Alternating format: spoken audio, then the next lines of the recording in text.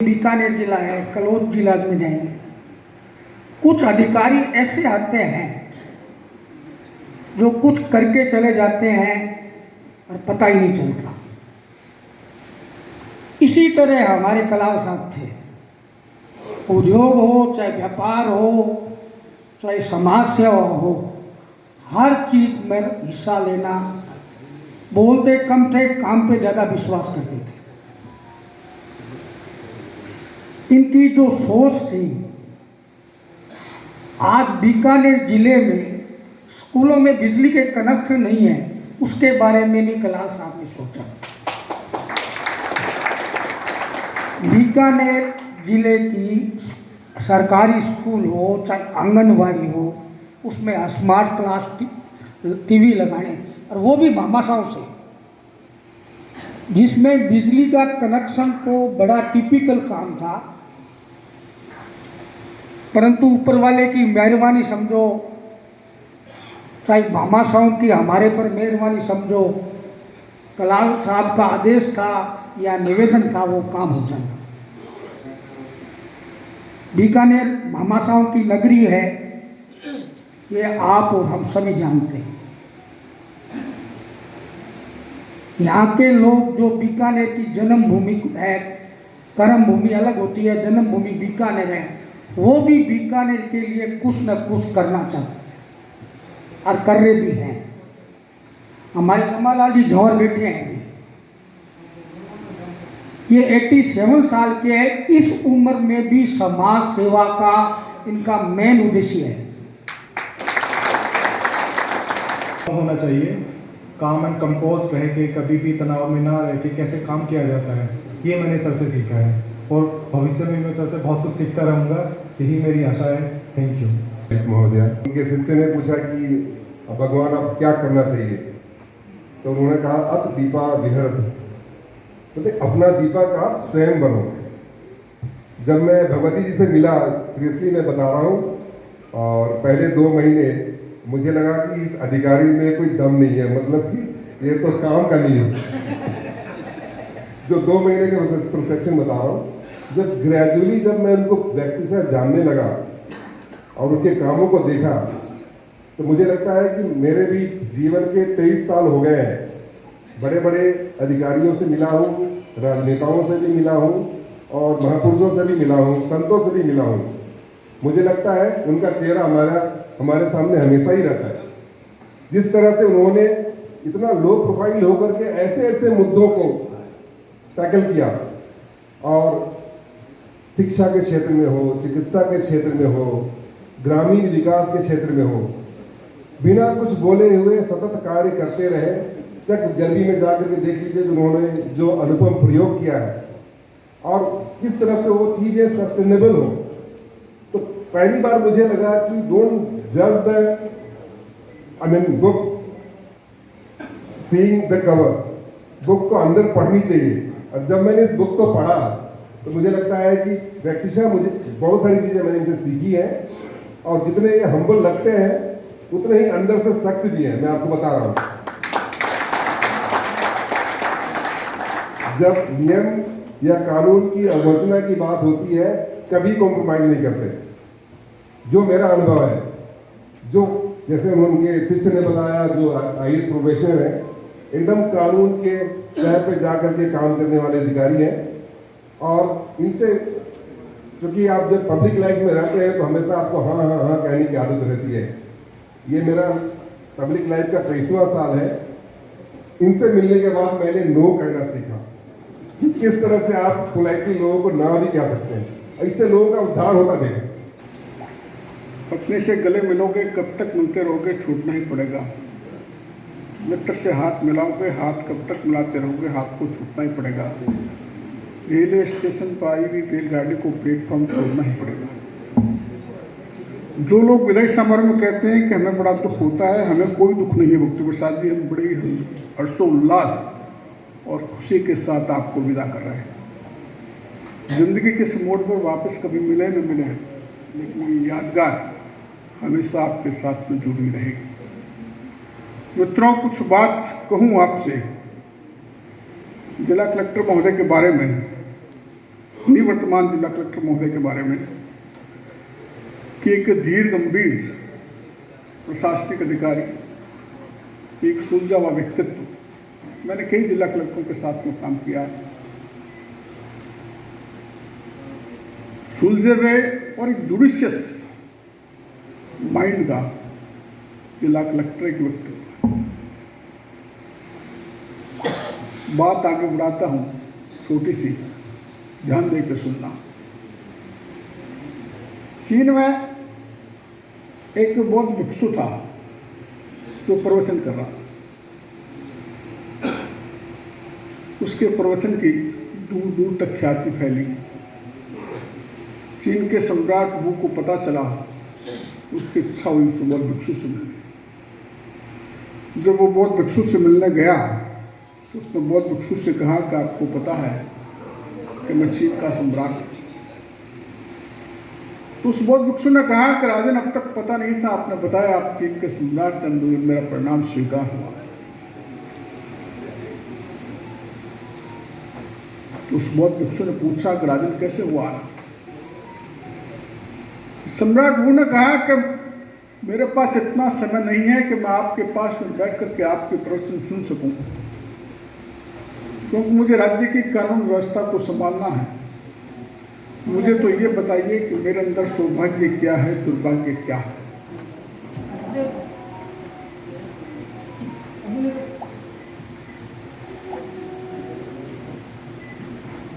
मुझे ये बताइए कि मेरे अंदर सौभाग्य क्या है, दुर्भाग्य क्या है।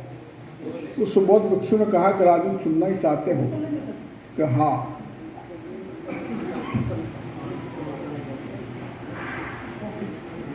तो उस बौद्ध भिक्षु ने कहा कि सुनिए। उन्होंने कहा राजन, सबसे बड़ा दुर्भाग्य तो यह है कि तुम पैदा हो गए, लेकिन ये तुम्हारे हाथ में नहीं था। अब सौभाग्य सुन लीजिए, तुम जितना जल्दी हो मर जाओ। कहते हैं कि वो सम्राट वू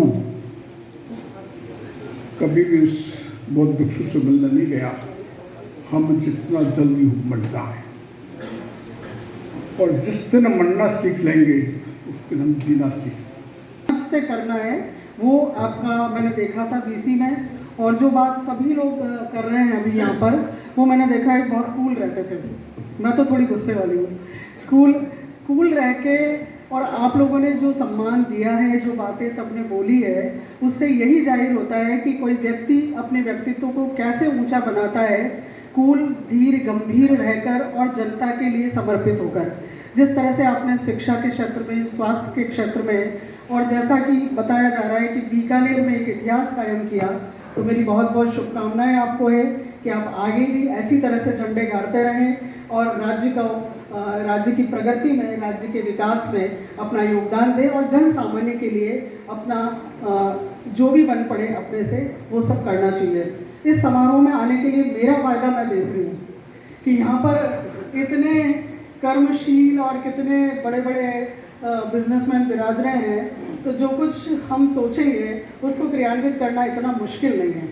बीकानेर के लिए अगर कुछ कल्पनाएं कर लें तो शायद मुझे अधिकार है कि मैं कर सकती हूँ, और आप लोग उसको पूरा करेंगे, उसको रंग भरेंगे आप ही के सहयोग से। अभी हम बहुत ही जल्दी एक कार्यक्रम चलाने जा रहे हैं, मेरा बीकाना मेरा सहयोग।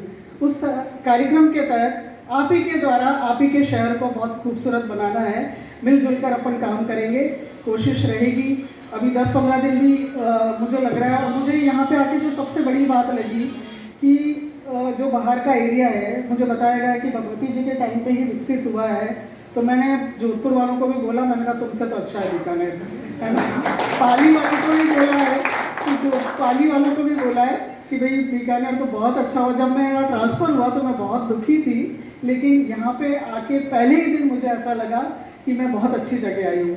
उसके लिए कलाल साहब, आप सभी लोग बहुत बहुत धन्यवाद के पात्र हैं, आभार के पात्र। बीकानेर को प्रदत्त अभिनंदन पत्र। कर्ममूर्ति संकल्प तीर्थ निष्ठावान दृढ़ निश्चय सतत सक्रिय जिला कलेक्टर बीकानेर श्री भगवती प्रसाद कलाल का विदाई की गरिमामय पावन बेला में हार्दिक अभिनंदन करते हैं, स्वागत करते हैं। पथ प्रणेता आप श्री ने सतत कर्मनिष्ठा, विश्वास, दृढ़ आस्था और अपनी प्रशासनिक क्षमता के बल पर बीकानेर को नवल छवि प्रदान करने में अपनी महत्वपूर्ण भूमिका का निर्वहन किया है। तो आपकी तालियां सिर्फ होनी चाहिए और हमें बैठने के लिए नहीं, खड़े होकर आगे बढ़कर काम करने के लिए संकल्प दिलाता है। बहुत जोरदार तालियों से हम स्वागत करें। कुछ देर बैठे तो बैठे, तो उनकी इच्छा है वो अलग भी लग रहे हैं। बहरहाल हम उस शख्सियत को सैल्यूट कर रहे हैं। अब बैठ सकते हैं क्योंकि ये एक सांकेतिक है, हम कोई आपको सजा नहीं दे रहे हैं, क्योंकि इस सम्मान में जो आप नहीं, और मुझे सबने अपने शब्दों से प्यार और स्नेह दिया है, उसके लिए मैं आपका धन्यवाद ज्ञापित करता हूँ। और उनके माध्यम से आपने मुझे आगे अपेक्षाएं जो रखी हैं उसके लिए भी धन्यवाद ज्ञापित करता हूँ। सबसे पहले आजी साहब ने जो शब्दों के माध्यम से प्यार आशीर्वाद दिया है सर, मैं आभारी हूँ सर। और 2 साल के कार्यकाल के दौरान भी आपने हर वक्त जो मार्गदर्शन दिया, आशीर्वाद दिया, इंकरेजमेंट दिया, उसके लिए भी आभारी हूँ सर। जो आपने मुझसे अपेक्षाएं की है, निसंदेह उसी तरीके से मैं अपने प्रोफेशनल लाइफ में आगे उसी तरह से कार्य करता रहूँगा। बीकानेर में 2 साल कैसे पूरे हुए पता ही नहीं चला। जब मैंने ज्वाइन किया था, जैसे मैं आप बता रहे हैं, तो मैं सिरोही से आ रहा था रास्ते में, तो जब सिटी में एंटर किया तो सबसे पहला मेरा यही था कि मैं कहाँ मतलब आ गया सिरोही से डेफिनेटली। लेकिन धीरे धीरे काम करते गए। पवन सर थे, आईजी सर थे, और योगेश यादव जी थे एसपी साहब, फिर बाद में तेजस्विनी मैडम आए। एक पूरी टीम बनी और धीरे धीरे हर सेक्टर में सब लोगों के साथ मिलकर काम करना शुरू किया। कुछ चीज़ें क्योंकि विकास हमेशा सापेक्ष होता है, हर समय एक माइंडसेट होता है जिसकी कुछ अपेक्षाएं होती हैं विकास को लेकर, और फिर नए आयाम स्थापित होने के बाद पुरानी चीज़ें पुरानी होती है और फिर नए आयाम पर सबको शिफ्ट होना पड़ता है। तो हमेशा कोई एक स्थायी एजेंडा नहीं होता, लेकिन समय के साथ में जिस कालखंड में है उस कालखंड में बेस्ट क्या है वो बेस्ट हमारे पास होना चाहिए। ये विकास है। तो जिन जिन बिंदुओं पर जहाँ काम करने का स्कोप मिला, समय मिला, उन बिंदुओं पर शहर को कुछ देने का प्रयास किया हमारी पूरी टीम ने। तो मैंने कुछ भी नहीं किया, जो भी था सभी का सहयोग था। आईजी साहब, डीसी साहब का मार्गदर्शन था, मेरी टीम के सारे मेंबर्स ने काफ़ी मेहनत की। जहाँ तक सामाजिक सरोकारों की बात है, तो जब ये बात पता चली कि काफ़ी ऐसे विद्यालय हैं जहाँ पे एकल शिक्षक है, कक्षा 1 से लेकर 5 तक सारे बच्चों को केवल एक ही टीचर पढ़ाते हैं, तो निसंदेह वो 5 कक्षाओं को कैसे पढ़ा पाएंगे। और जो बच्चा, ग्रामीण बच्चा उस स्कूल में पढ़ने जाता है, उसके शिक्षा का अधिकार का क्या होता है। शिक्षकों की भर्ती एक लंबी प्रक्रिया है, वो चलती रहती है, रिटायरमेंट्स भी होते रहते हैं। उस बात को जब जिला उद्योग संघ के साथ में 25 जी साहब ने चर्चा किया, तो 25 सहयोग मांगा मैंने कि 25 जी अपने को पहले तो ये सिंगल स्कूल टीचर वाले स्कूल के लिए कुछ करना है। तो मैं धन्यवाद देना चाहूँगा उनका कि उन्होंने तुरंत ही कही सर अपने को करना चाहिए इसमें। तो ऐसे जो उद्योग संघ के पदाधिकारी हैं, ऐसे सकारात्मक सोच वाले, जिनका हमेशा ये रहता है कि समाज को उद्योग संघ से कुछ जाना चाहिए, तो एक बार उनके लिए ज़ोरदार तालियां हो जाए। जब भी मैंने कोई भी चर्चा की उनसे, उनका हमेशा अभिनंदन हो रहा है। आपके बाद श्री विनोद पाफना साहब, समाज सेवा।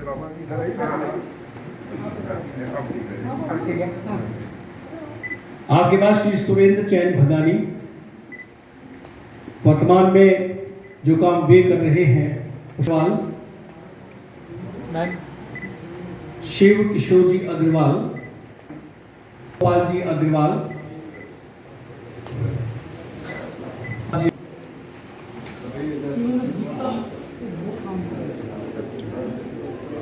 सवाल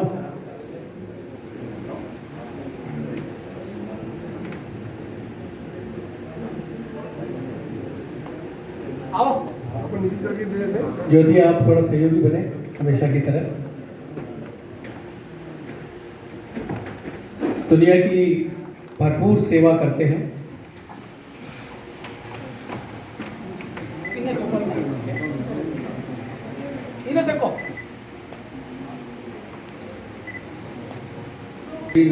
मेरा निवेदन विजय जी से कि नहीं है, लेकिन बावजूद उसके अस्पताल में पिछले लंबे समय से उद्योग संघ की वो शख्सियत हैं जिन्होंने हल्दीराम रूचन सोसाइटी के साथ मैं आमंत्रित कर रहा हूं श्री राम नारायण जी चाणक, ये रहा हूं श्री किशन लाल जी बोथरा, श्री आमंत्रित कर रहा हूं एक और। मैंने आते ही जैसे मिला और मिलने के बाद हमारे तो बिल्कुल सामने उसकी उम्र एक, इन्होंने अपने बड़े उद्यमियों से एंटरप्रेन्योर से देखा है, श्री अरविंद चौधरी का भी होता है।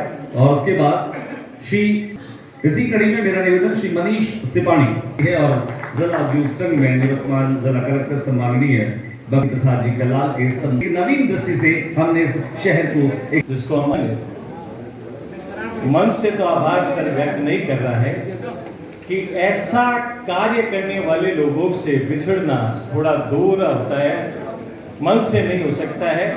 लेकिन जिला उद्योग संघ परिवार ये कामना करता है कि भविष्य में बीकानेर से संबंधित कोई भी समस्या, प्रेम, व्यवहार आपको देने को मिले तो हम लेने के लिए तैयार हैं। आपने हमारा ये आग्रह स्वीकार किया। बीकानेर जिला उद्योग परिवार संघ परिवार आपका आभार व्यक्त करता है।